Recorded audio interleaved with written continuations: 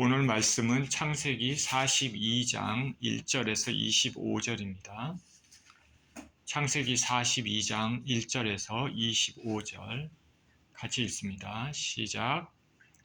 그때 야곱이 애굽에 곡식이 있음을 보고 아들들에게 이르되 너희는 어찌하여 서로 바라만 보고 있느냐. 야곱이 또 이르되 내가 들은즉 저 애굽에 곡식이 있다 하니 너희는 그리로 가서 거기서 우리를 위하여 사오라. 그러면 우리가 살고 죽지 아니하리라 하매 요셉의 형 10사람이 애굽에서 곡식을 사려고 내려갔으나 야곱이 요셉의 아우 베냐민은 그의 형들과 함께 보내지 아니하였으니 이는 그의 생각에 재난이 그에게 미칠까 두려워함이었더라. 이스라엘의 아들들이 양식 사러 간 자 중에 있으니 가나안 땅에 기근이 있음이라. 때 요셉이 나라의 총리로서 그 땅 모든 백성에게 곡식을 팔더니 요셉의 형들이 와서 그 앞에서 땅에 엎드려 절하매 요셉이 보고 형들인 줄은 아나 모르는 체하고 엄한 소리로 그들에게 말하여 이르되 너희가 어디서 왔느냐. 그들이 이르되 곡물을 사려고 가나안에서 왔나이다. 요셉이 그의 형들을 알아보았으나 그들은 요셉을 알아보지 못하더라. 요셉이 그들에게 대하여 꾼 꿈을 생각하고 그들에게 이르되 너희는 정탐꾼들이라. 이 나라의 틈을 엿보려고 왔느니라. 그들이 그에게 이르되 내 주여 아니니이다. 당신의 종들은 곡물을 사러 왔나이다. 우리는 다 한 사람의 아들들로서 확실한 자들이니 당신의 종들은 정탐꾼이 아니니이다. 요셉이 그들에게 이르되 아니라 너희가 이 나라의 틈을 엿보러 왔느니라. 그들이 이르되 당신의 종 우리들은 12형제로서 가나안 땅 한 사람의 아들들이라. 막내 아들은 오늘 아버지와 함께 있고 또 하나는 없어졌나이다. 요셉이 그들에게 이르되 내가 너희에게 이르기를 너희는 정탐꾼이라 한 말이 이것이니라. 너희는 이같이 하여 너희 진실함을 증명할 것이라. 바로의 생명으로 맹세하노니 너희 막내 아우가 여기 오지 아니하면 너희가 여기서 나가지 못하리라. 너희 중 하나를 보내어 너희 아우를 데려오게 하고 너희는 갇혀 있으라. 내가 너희의 말을 시험하여 너희 중에 진실이 있는지 보리라.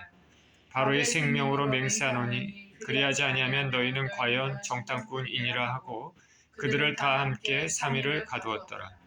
사흘 만에 요셉이 그들에게 이르되 나는 하나님을 경외하노니 너희는 이같이 하여 생명을 보존하라.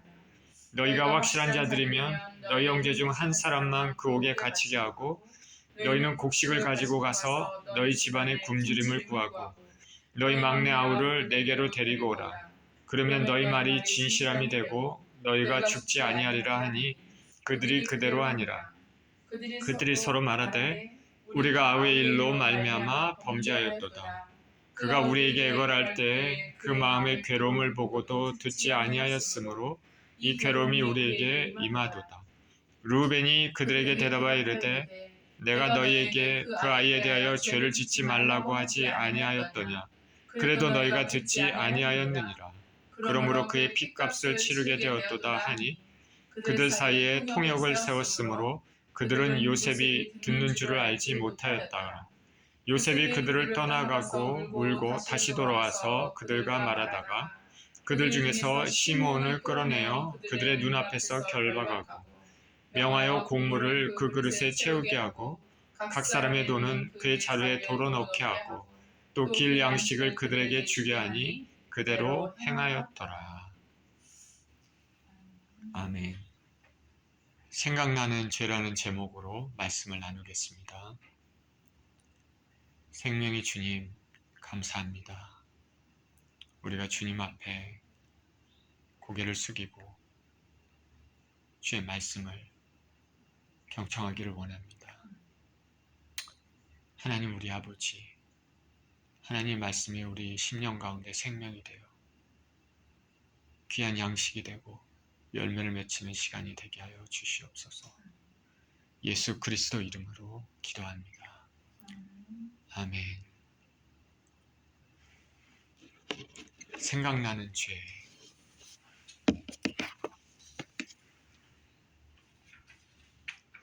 아버지 야곱의 명을 받고 형제들과 양들이 잘 있는지 확인하려고 그렇게 형제들에게 간 요셉은 형들의 시기로 인해서 형들에게 잡혀 애굽으로 팔려 내려갔습니다. 원래 형제들은 요셉을 미워해서 죽이기로 작정을 했지만은 넷째 유다의 설득으로 죽이지는 않고 이스마엘 상인들에게 은을 받고 팔았습니다. 그리고 이 사실을 숨기기 위해서 요셉의 겉옷, 채색 옷에 동물의 피를 적셔서 아버지 야곱에게 보여줬습니다. 그러면서 요셉이 동물에게 찢겨 죽은 것으로 아버지를 속였습니다. 파란만장한 삶을 산 야곱은 또 한 번 깊은 슬픔에 빠졌습니다. 사랑하는 라헬도 죽고 그 라헬이 낳은 가장 사랑하는 아들 요셉도 없어졌습니다. 아들의 위로, 딸의 위로, 아내의 위로도 소용없었습니다. 야곱의 일생은 하나님의 언약이 이루어지는 그런 과정이지만은 참 그 과정은 매우 고통스럽습니다.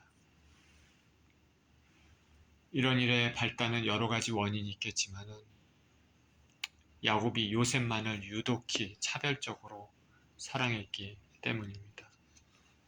자식들 가운데 한 사람만을 유독 편애하는 것은 가정의 불화의 씨가 될 수 있다는 것을 알 수 있습니다. 그러나 하나님께서는 그러한 인간의 약점에도 주님의 뜻을 이루십니다. 무한한 하나님의 지혜 가운데서 우리 인생들의 장점과 약점, 고난과 번영 모든 것을 엮어서 하나님의 뜻을 이루십니다. 하나님께서 한번 작정하신 것은 반드시 이루신다는 것을 우리가 성경을 통해서 알 수가 있습니다. 저와 여러분들이 종종 죄를 짓지만 우리가 의도적으로, 자발적으로, 계속적으로 하나님을 떠나지 않는 이상 하나님께서는 우리를 붙드시고 지키시고 당신의 나라로 인도하실 것입니다. 그러니 우리는 이 땅에서 믿음을 가지고 살아야 될 것입니다. 요셉은 애굽에 내려갔습니다. 12대장 보디발에게 팔렸습니다.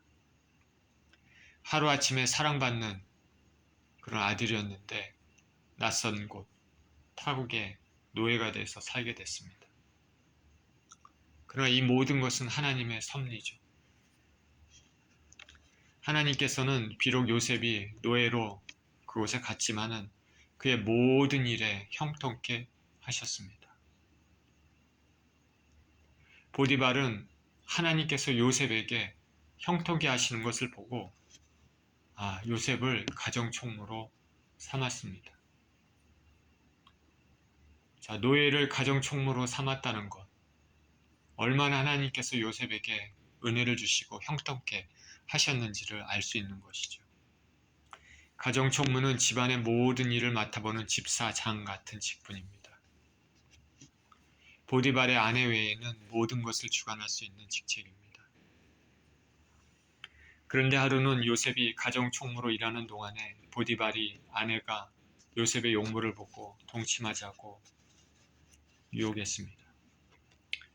하나님을 경외하는 요셉은 결코 그렇게 할 수 없었습니다.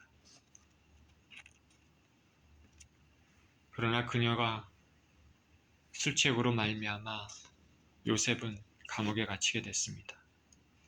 요셉은 죄를 피하려고 했지만은 그것 때문에 감옥에 갇히는 신세가 됐습니다.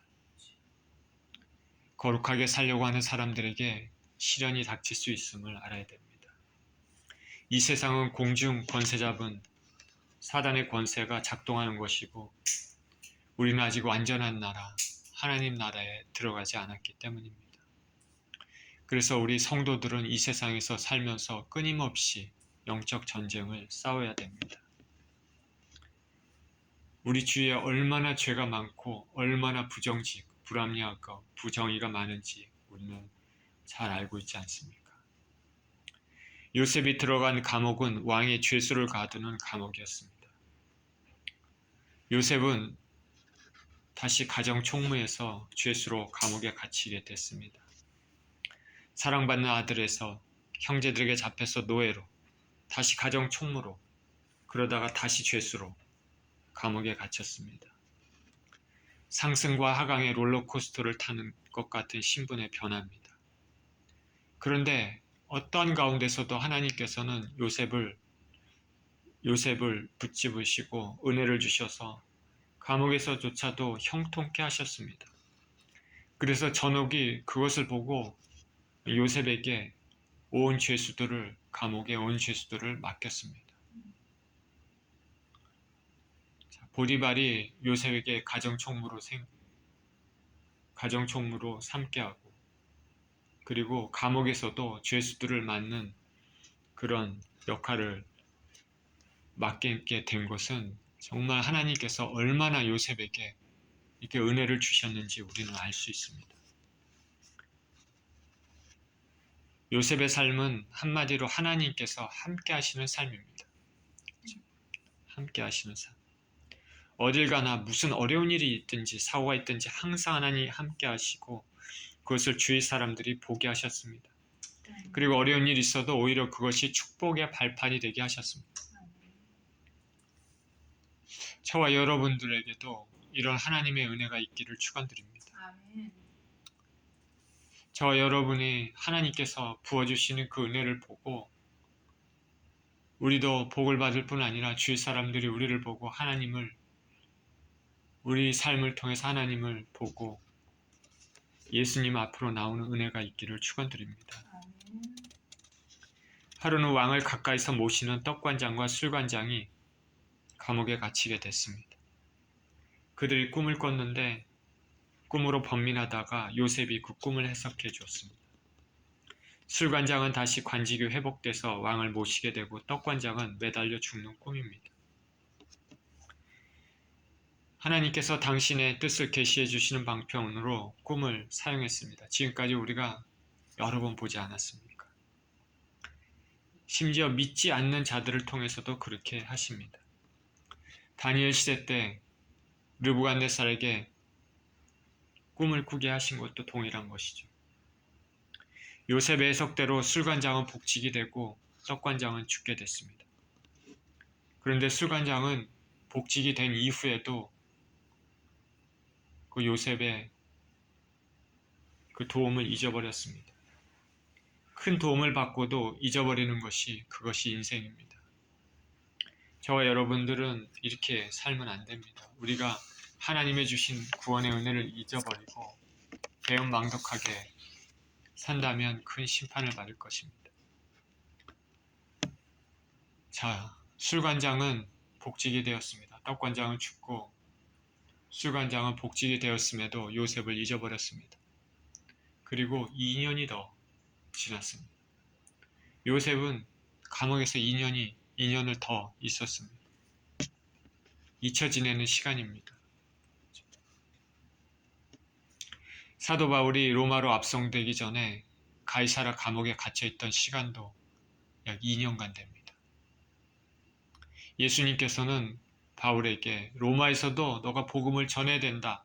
분명히 그렇게 말씀하셨지만 그 말씀이 오늘 들었다고 내일 이루어지는 것은 아니라는 것을 알 수 있습니다. 하나님의 타이밍이 있는 것이죠. 그렇기 때문에 기독교인들은 인내가 필요합니다. 그래서 우리는 인내로 하늘나라에 들어갈 수 있습니다. 그런데 이제는 바로가 또 꿈을 꿨습니다. 아름답고 살찐 7 암소가 갈밭에서 뜯어먹고 있었는데 흉악하고 파리한 또 다른 7 암소가 나오더니 살찐 7 암소를 다 잡아먹었습니다. 그런 후에 또 꿈을 또 꿨습니다. 무성하고 충실한 7 이삭이 있었는데 그 후에 세약하고 동풍에 마른 7 이삭이 나와서 충실한 7 이삭을 다 먹어치우는 꿈입니다. 가축의 꿈, 그리고 이삭의 꿈. 이것은 분명 식량과 연관이 있는 꿈입니다. 바로는 그 꿈을 알고자 했으나 해석하는 자가 없었습니다. 이에 술관장은 전에 감옥에서 자신의 꿈을 해석해준 요셉이 생각났습니다. 그제서야 요셉이 꿈을 해석할 수 있음을 바로에게 얘기하고 바로는 요셉을 즉시 감옥에서 불러냈습니다. 이제 만 2년 동안 잊혀졌던 요셉, 이제 애굽 왕 바로 앞에 서게 됐습니다. 하나님께서 다니엘에게 은혜를 베푸셔서 바벨론 느부갓네살 앞에 서게 된 것과 같습니다. 하나님께서는 다니엘에게 바벨론의 총리가 되게 하셔서 나라 잃은 유대 민족들에게 희망의 불씨를 일으키게 하셨습니다. 그래서 유대인들이 살고 세계 역사를 주관하는 것은 하나님이라는 것을 알게 해주십니다. 여기 요셉을 통해서도 하나님께서는 야곱 가족, 이스라엘 민족을 살리시는 것입니다. 바로 앞에 선 요셉은 꿈을 해석했습니다. 7배 큰 풍년이 들 것이고 그런 후에 7배 큰 흉년이 들어 이전 7배의 풍년을 기억지 못하게 된다고 해석했습니다. 그러니까 풍년이 들었을 때 곡식을 저장해도 남겨두면 흉년을 대비할 수 있다고 말했습니다. 다니엘도 느부갓네살에게 꿈을 해석해 주지 않았습니까? 이에 요셉의 지혜를 보고 바로는 요셉을 애굽의 총리로 임명했습니다. 하나님의 놀라운 은혜이고 섭리입니다.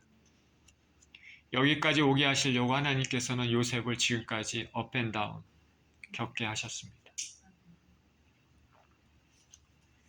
요셉의 말대로 7년간 풍년이 있었습니다. 요셉은 각 지역에 창고를 지어 곡식을 저장하도록 명했습니다. 그리고 7년 후에 흉년이 7년간 지속됐습니다. 애굽 사람들은 굶어 죽게 됐습니다. 이에 요셉은 저장해 놓았던 곡식을 애굽 사람들에게 팔고 애굽 사람들은 살게 됐습니다. 그런데 이 흉년이 애굽에만 있었던 것이 아니라 온 세상에도 있었습니다. 그래서 각국에서 사람들이 다 애굽으로 와서 곡식을 샀습니다. 한편 이때까지 살아서 가나안 땅에 거주하던 야곱, 그의 가족들, 종들, 가축들도 기근으로 인해서 모두 힘겹게 어려움을 겪고 있었습니다. 1절입니다. 그때 야곱이 애굽에 곡식이 있음을 보고 아들들에게 이르되 너희는 어찌하여 서로 바라만 보고 있느냐. 야곱이 이르되 내가 들은즉 저 애굽에 곡식이 있다 하니 너희는 그리로 가서 거기서 우리를 위하여 사오라. 그러면 우리가 살고 죽지 아니하리라 하매. 자, 온 땅에 흉년이 들었죠. 가나안 땅도 예외가 아닙니다. 야곱이 아들들에게 말합니다. 어찌하여 서로 얼굴만 보고 있냐. 애굽에 곡식이 있음을 들었다. 거기 가 사와라. 그러면 우리가 죽지 않겠다. 흉년이 얼마나 심한지 알 수 있는 것이죠. 흉년에 많은 사람들이 살아남기 위해서 아주 애쓰고 그러고 있는 상황입니다. 애굽에 곡식이 있담을 알고 각국 사람들은 그곳에 가서 돈을 주고 곡식을 사왔습니다. 야곱도 그것을 들었죠. 너희들도 가서 사와라. 이때는 요셉이 총리직에 오른 지 8년 이후가 되는 해일 것입니다. 7년 대풍년이 끝나고 이제 흉년이 유례없을 정도로 극성 부릴 때입니다. 먹을 것이 없을 때, 아무것도 없을 때 굶어 죽을 수밖에 없었죠. 아무것도 하지 못하면 굶어 죽을 수밖에 없었죠. 그래서 곡식을 구해야 됩니다. 야곱은 심각한 상황이기 때문에 곡식을 구하러 종들을 보내지 않고 아들들을 직접 보냅니다. 3절입니다. 요셉의 형 19사람이 애굽에서 곡식을 사려고 내려갔으나 야곱이 요셉의 아우 베냐민은 그의 형들과 함께 보내지 아니하였으니 이는 그의 생각에 재난이 그에게 미칠까 두려워함이었더라.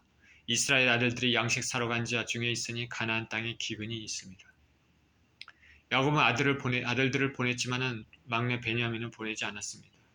재난이 그에게 미칠까 두려워했다 얘기합니다. 오래전에 요셉에게 있었던 그 일이 동생 베냐민에게도 있을까봐 두려워합니다.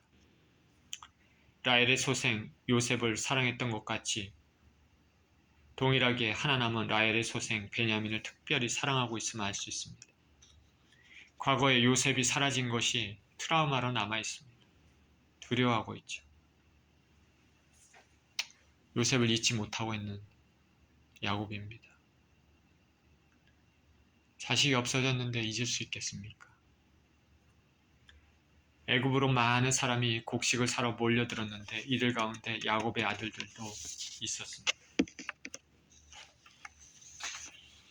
6절입니다. 때 요셉이 나라의 총리로서 그 땅 모든 백성의 곡식을 팔더니 요셉의 형들이 와서 그 땅에서 엎드려 절하매 요셉이 보고 형들인 줄을 아나 모르는 체하고 엄한 소리로 그들에게 말하여 이르되 너희가 어디서 왔느냐 그들이 이르되 곡물을 사려고 가나안에서 왔나이다. 요셉은 그의 형들을 알아보았으나 그들은 요셉을 알아보지 못하더라. 자, 야곱의 아들들이 애굽에 내려왔습니다. 애굽에 내려왔더니 사람들이 북적북적합니다. 여러 지역에서 다른 나라에서도 곡식을 사러 많은 사람이 모여 있습니다. 한 사람 한 사람 한 그룹 한 그룹이 요셉 앞으로 가서 곡식을 삽니다. 이제 야곱의 아들들 차례가 됐습니다. 요셉은 곡식 파는 일을 주관하고 있었습니다. 요셉의 손에 애굽뿐 아니라 각국 사람들의 생명이 달려 있습니다. 요셉의 형들의 차례가 되자 요셉 앞에 나와 엎드려 절했습니다. 오래전에 형들에게 말했던 그 꿈이 이루어지는 순간입니다. 자신의 곡식단에 형들의 곡식단이 절하는 꿈, 자신 앞에 11벌이 절하는 그 꿈입니다. 자, 꿈이 하나님께서 주신 꿈이라면 반드시 이루어집니다. 저와 여러분도 하나님께서 주신 꿈이 있습니까? 반드시 이루어집니다. 시간이 많이 지났지만 요셉은 곧바로 이 사람들이 자신의 형들임을 알아봤습니다. 외모와 말씨를 통해서 곧바로 형들임을 알았겠죠. 시간이 지나도 그렇게 많이 변하지는 않았을 것입니다. 그런데 요셉은 많이 바뀌었습니다. 자, 화려한 옷과 장식을 하고 있었겠죠. 더군다나 애굽 총리입니다. 요셉은 형들을 모르는 체하고 엄한 소리로 말합니다. 엄한 소리로. 여기 엄하다는 말의 단어 카쉐라는 단어는 혹독하게, 맹렬하게, 포악하게 그런 의미를 가지고 있습니다. 어떤 의미인지 알겠죠? 위에서 형들을 내려다보면서 얘기합니다. 엄하게 얘기합니다. 너희들 어디서 왔느냐? 이렇게 엄한 소리로 말한 것은 형제들에 대한 그 복수심 때문이 아닙니다. 형제들의 마음 상태, 그리고 연로한 아버지 야곱, 그리고 동생에 대한 태도를 알아보기 위한 것이죠. 이렇게 엄하게 말하는 요셉으로 인해 요셉의 형들은 감히 얼굴을 들지도 못하고 요셉을 바라보지도 못하고 있었을 것입니다. 이제 20여 년이 흘러서 과거 자신을 팔았던 형제들이 이제는 요셉 앞에 쩔쩔매고 벌벌 떨고 있는 그런 모습입니다. 9절입니다. 요셉이 그들에게 대하여 꾼 꿈을 생각하고 그들에게 이르되 너희는 정탐 꾼들이라 이 나라의 틈을 엿보려고 왔느니라. 그들이 그에게 이르되 내 주여 아니니이다. 당신의 종들은 곡물을 사러 왔나이다. 우리는 다 한 사람의 아들들로서 확실한 자들이니 당신의 종들은 정탐꾼이 아니니이다. 요셉이 그들에게 이르되 아니라 너희가 이 나라의 틈을 엿보러 왔느니라. 그들이 이르되 당신의 종 우리들은 12형제로서 가나안 땅 한 사람의 아들들이라. 막내 아들은 오늘 아버지와 함께 있고 또 하나는 없어졌나이다.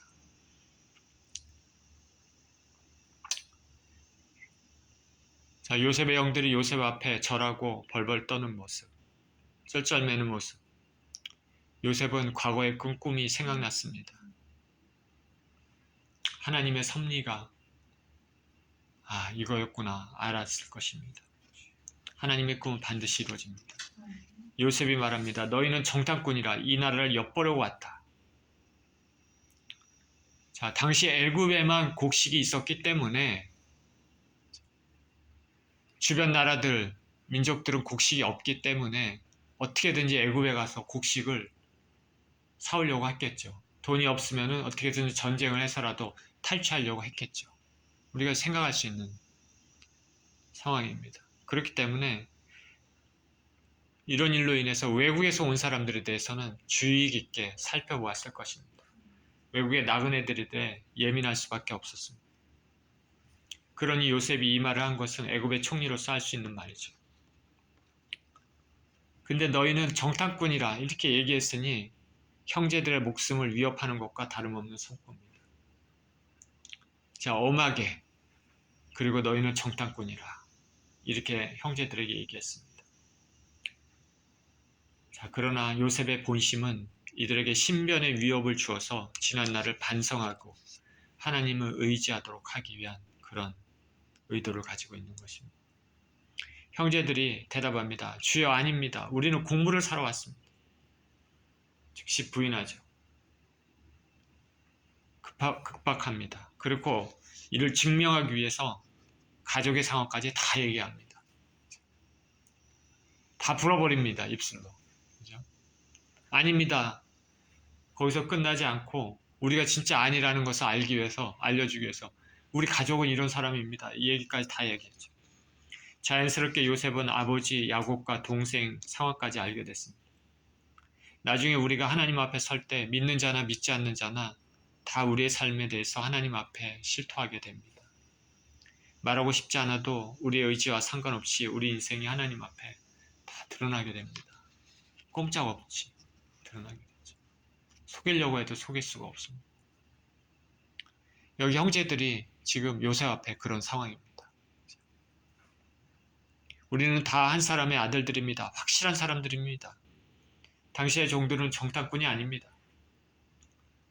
정탐꾼처럼 여기저기 출신으로 선택돼서 임무를 맡은 사람들이 아니라 한 형제, 한 가족의 한 형제라 말합니다. 그리고 확실하다고 말합니다. 확실하다의 언어, 캐님은 진실하다는 뜻을 가지고 있습니다. 거짓이 없다는 말이죠. 우리는 거짓말하는 사람들이 아닙니다.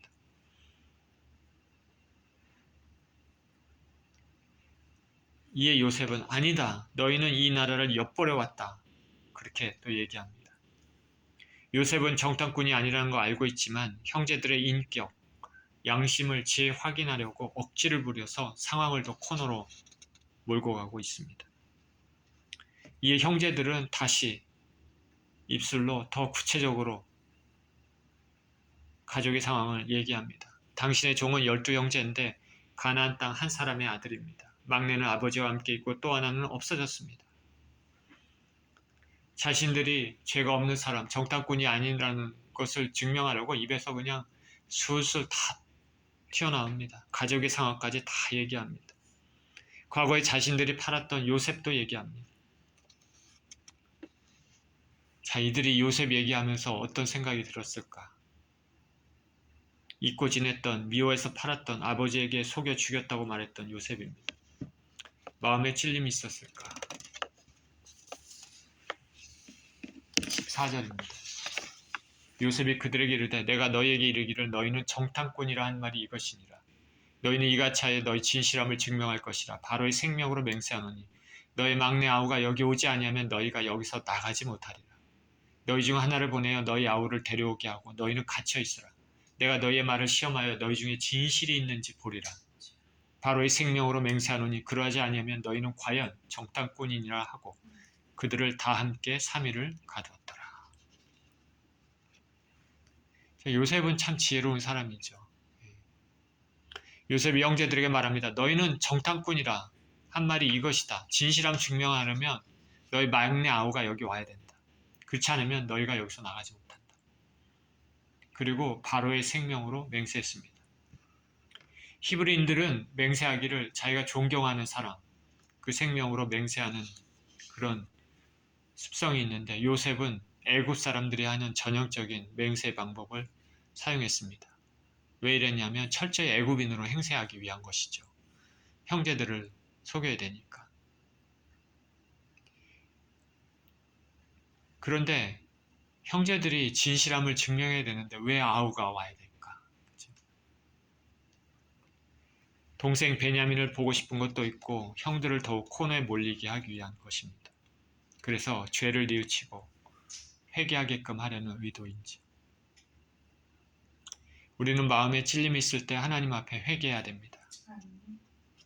하나님과 온전한 관계를 가진 사람이 행복한 사람입니다. 요셉의 행동은 형제들을 심판하기 위한 것이 아니라 형제들을 살리고 회개해서 모든 것이 합력해서 선을 이루게 하려는 그런 의도를 가지고 있습니다. 하나님께서 우리에게 행하시는 것도 마찬가지입니다. 성경 히브리서에서는 주의 자녀들은 징계를 받을 때 달게 받아야 한다고 말하고 있습니다.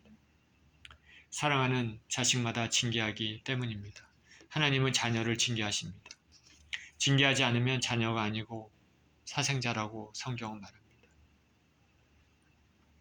육신의 부모도 자신의 뜻대로 자식을 징계하는데 하나님께서는 당신의 자녀들이 잘 되게 하기 위해 징계하십니다. 요셉은 이렇게 말하고 형제들 중 한 사람만 돌아가서 아우를 데려오게 하고 나머지는 갇혀 있으라 이렇게 얘기합니다. 너희 중 한 사람만 가서 아우를 데리고 오라. 그리고 나머지는 그때까지 갇혀 있으라. 그래서 이렇게 해서 진실함을 증명해라. 그렇게 말하고 형제들을 3일간 가둬두었습니다. 3일간입니다. 3일 동안 형제들 서로 얘기도 많이 하고 그렇겠죠. 생각도 많이 하고 그렇겠죠. 과거에 있었던 죄 생각하고 회개할 수 있는 시간이기도 합니다. 사실 3일이라는 시간은 요셉의 지금까지 당했던 고난에 비하면 극히 짧은 시간입니다. 요셉은 구덩이에 갇혀서 옥중에서 3년간 생활하기도 했습니다. 18절입니다. 사흘 만에 요셉이 그들에게 이르되 나는 하나님을 경외하노니 너희는 이같이 하여 생명을 보존하라. 너희가 확실한 자들이면 너희 중 한 사람만 그 옥에 갇히게 하고 너희는 곡식을 가지고 가서 너희 집안의 굶주림을 구하고 너희 막내 아우를 내게 데리고 오라. 그러면 너희 말이 진실함이 되고 너희가 죽지 아니하리라 하니 그들이 그대로 하니라. 요셉은 형제들을 3일간 가둔 후에 말합니다. 나는 하나님을 경외한다. 너희는 이렇게 해서 생명을 보존하라. 이전에는 애굽인으로 행세했지만은 이제는 하나님을 경외하는 자다. 여기서 사용된 단어 하나님 엘로힘은 요셉의 형들에게도 친근한 단어입니다. 그리고 요셉은 이제 한 사람만 옥에 갇히고 나머지는 곡식을 가지고 집으로 가서 막내 아우를 데리고 오라고 말합니다. 자, 이전과는 훨씬 다른 완화된 조건이죠. 이제는 한 사람만 갇혀도 되고 나머지는 가도 됩니다. 그리고 곡식도 가져갈 수 있다. 이렇게 얘기했습니다. 요셉은 형들의 악을 손으로 갚고 있습니다. 자신을 죽이려고 구덩이에 던졌던 형제들에 대해서 자비심을 보여주었습니다. 요셉의 이런 행동은 하나님의 은혜를 많이 받은 사람의 여유입니다. 은혜를 많이 받은 사람은 여유가 있죠. 비록 돈이 없고 근심거리가 있어도 여유가 있습니다. 믿는 구석이 있기 때문입니다. 저와 여러분들도 하나님께로부터 많은 은혜 받기를 축원드립니다. 그래서 우리 심령과 우리의 삶에 여유가 풍성하기를 축원드립니다. 요셉은 형제들에게 이렇게 말하고 그러나 돌아올 때는 반드시 동생을 데리고 와야 한다고 말했습니다. 자신과 동일하게 어머니 라헬의 배에서 나온 동생 베냐민을 보고 싶었기 때문입니다. 21절입니다. 그들이 서로 말하되 우리가 아우의 일로 말미암아 범죄하였도다. 그가 우리에게 애걸할 때 그 마음의 괴로움을 보고도 듣지 아니하였으므로 이 괴로움이 우리에게 임하도다. 루벤이 그들에게 대답하여 이르되 내가 너희에게 그 아이에 대하여 죄를 짓지 말라고 하지 아니하였더냐. 그래도 너희가 듣지 아니하였느니라. 그러므로 그의 핏값을 치르게 되었도다 하니 그들 사이에 통역을 세웠으므로 그들은 요셉이 듣는 줄을 알지 못하였다가 요셉이 그들을 떠나가서 울고 다시 돌아와서 그들과 말하다가 그들 중에서 시몬을 끌어내어 그들의 눈 앞에서 결박하고 명하여 곡물을 그 그릇에 채우게 하고 각 사람의 돈은 그의 자루에 도로 넣게 하고 또 길 양식을 그들에게 주게 하니 그대로 행하였더라. 형제들이 서로 말합니다. 우리가 아우의 일로 범죄하였다. 그가 애걸할 때 그 마음을 보고도 듣지 아니하였다. 그래서 이 괴로움이 우리에게 임했다. 자, 일이 진행되는 모든 것이 과거 자신들이 요셉을 죽이려고 또한 팔았던 그 행위를 떠오르게 그렇게 됐습니다. 시간이 많이 지났고 숨겼던, 잊혀졌던 이 일을 다시 생각나게 하는 그런 모든 일련의 상황들, 전개입니다. 그리고 자신의 죄들을 생각나게 되었습니다. 자신들의 현재 처한 고난이 과거의 죄 때문임을 시인하고 있습니다. 성경에 의하면 죄로 인해 병도 들고 고난도 생기는 것을 우리는 볼 수 있습니다. 모든 고난은 죄가 아닙니다. 모든 고난이 죄는 아닙니다. 요셉이 당한 고난, 욥이 당한 의로운 고난, 사도 바울이 복음을 전하면서 당하는 고난, 이런 고난들도 있죠. 그러나 어떤 고난들은 죄와 연관이 있습니다. 아담과 하와의 범죄로 인류에게 죽음이 찾아왔고 힘쓰고 애써야지만 살아야 하는 인생들이 우리가 되었습니다. 이때 이들의 행동에 가담하지 않았던 장남 루벤이 말합니다. 그러기에 내가 죄를 짓지 말라고 하지 않았느냐? 이 때문에 그 핏값을 치르게 되었다. 루벤은 노아 시대부터 내려오는 피 흘린 자는 핏값을 받게 된다는 법칙을 얘기하고 있습니다. 루벤이 이 말을 할 때 피차간에 통역을 세웠기 때문에 그들이 얘기하는 것을 요셉이 모를 거라고 형제들은 생각했습니다. 자, 요셉은 그 형제들이 그렇게 얘기하는 것을 다 듣고 그래서 당시에 자신이 구덩이에 빠졌을 때 형제들이 무슨 얘기를 하고 뭘 했다는 것을 다 이제 듣게 됐습니다. 그래도 마청 르우벤은 자신을 살리려고 했구나 이런 생각을 했겠죠. 요셉은 이런 형제들의 얘기들을 듣고 그들을 떠나가서 울었습니다. 보이지 않는 곳에서 울었겠죠. 지금까지의 일, 현재 상황이 모두 하나님의 섭리임을 알고 이에 대한 눈물이고 또 형제들을 만나게 된 감사와 감격의 눈물입니다. 그렇지 않겠습니까? 그렇죠? 지금까지 자신의 살아왔던 모든 것, 노예로 팔려오고 가정총무가 되고 다시 감옥에 갇히고 꿈을 해석해주고 왕 앞에 서서 이제 총리가 되고 온 땅에 기근이 생기고 아버지 아들들 자신의 형제들이 곡식을 사러 자신 앞에 오게 되고 절하게 되고 이거는 하나님이 행하시지 않으면 절대 있을 수 없는 일들이죠. 하나님의 섭리. 참으로 대단하신 분이구나. 감사의 눈물, 은혜의 눈물이고 형제들을 또 만나게 된 감격의 눈물입니다. 그리고 다시 돌아왔습니다. 형제들과 얘기하다가 이제 둘째 시몬을 끌어서 그들 앞에서 결박했습니다. 그래서 이제 시몬만 남고 볼모로 잡혔습니다. 나머지 형제들은 돌아갈 수 있게 됐습니다. 시몬은 둘째죠. 이전에 세겜 사람들을 죽일 때도 한몫했던 잔인한 성품을 가진 사람입니다. 우리가 추측할 수 있는 것은 요셉을 구덩이에 던지고 죽이려고 할 때도 시몬이 앞장섰을 것으로 충분히 추측할 수 있습니다. 그죠? 첫째 르우벤은 아니었고 둘째 시몬이. 요셉은 시몬만 결박해서 가둬두고 형제들을 보냈습니다. 보내면서 곡물을 그릇에 채워보내고 형제들이 가져온 돈도 그들 자루에 형제들 몰래 도로 넣었습니다. 돌아가는 길에 먹을 수 있도록 길 양식도 주었습니다. 원수를 은혜로 갚는 모습이죠. 요셉은 우리 주 예수 그리스도의 전형입니다. 야곱의 가족과 요셉의 이야기는 한편의 드라마와 똑같습니다. 성경은 이렇게 평범한 있을 수 있는 인간사를 통해서 하나님의 뜻을 보여주고 이를 통해서 우리가 어떻게 살아야 될지를 교훈해 줍니다. 본문에서 주는 교훈 중에 죄를 생각해 보았습니다. 우리가 잊고 있었던, 감추고 있었던, 과거에 크게 지었던 그런데 회개하지 않았던 죄가 있는지 하나님은 반드시 잊지 않으시고 찾으시는 죄입니다. 인생들은 잊을 수 있어도 하나님은 잊지 않으십니다. 우리가 하나님께 행했던 모든 것, 잘했던 것, 잘못했던 것 모두 하늘나라 행위책에 기록되는 것이죠. 우리는 잊었을지라도 하나님은 기억하십니다. 우리가 죄를 지었을 때 회개하며 하나님께서는 우리의 죄를 멀리 바다 가운데 던지시지만 회개하지 않는 죄는 반드시 드러나고 대가가 있다는 것을 우리는 알아야 되겠습니다.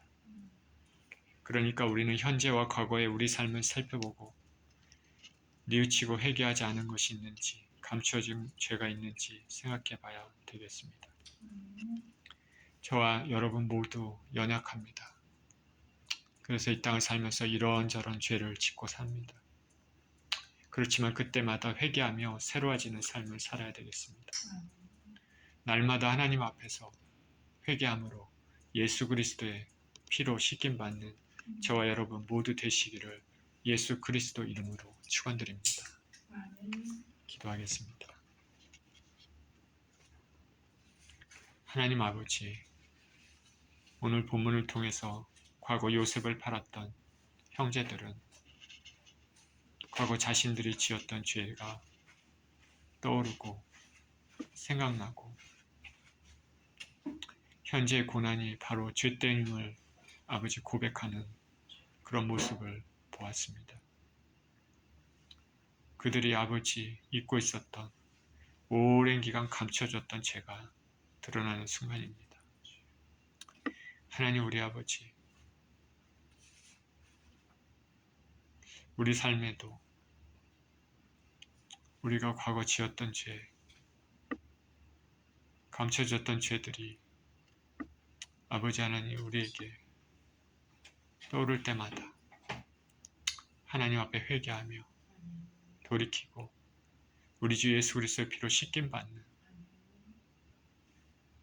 그런 인생이 될 수 있도록 축복하여 주시옵소서. 감사드리며 우리 주 예수 그리스도 이름으로 기도합니다.